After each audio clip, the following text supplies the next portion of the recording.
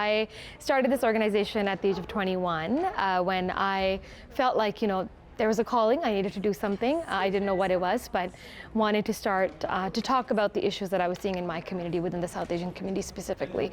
I knew from a young age that girls and boys are treated very differently because of their genders, and it didn't sit well with me, and I wanted to change that. So we had I had some conversations with my parents around what can I do, and at that time, again, I was very young. I started a Facebook page, which then led to a nonprofit organization, and here we are today. But essentially, at the core, the organization empowers girls and women of all ages in the South Asian community through education, empowerment, and engagement. I know that you have touched like 5,800 yes. young people. Yes. That is massive. Yes, it is. It is a lot of people. It's people that needed it the most. It's people that, I was one of those people when I was growing up. I wish I had someone looking out for me. I wish I had someone I could talk to as an Indian girl growing up in Canada, someone who didn't have an older sister, who had immigrant parents. It was really something that I missed growing up, and I didn't want other younger girls to feel that way.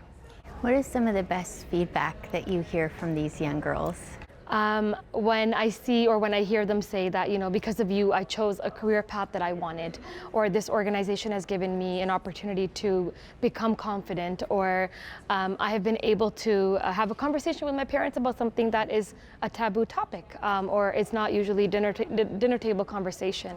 When we've built that confidence in the young girls that we work with and the women that we work with, and they come back and they tell us that I've never experienced anything like this before, that means so much to me.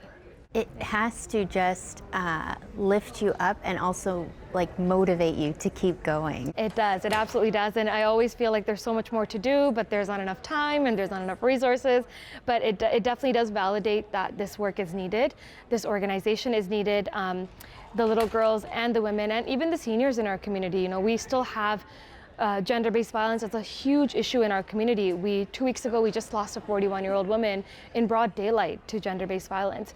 And so when people tell me that, these are things of the past, everyone's equal now, people are treated safe, or people are safe in their communities, girls and women have equal rights, that's not true. And we see that every single day. So those are all reminders to me that there's a lot more that I need to do.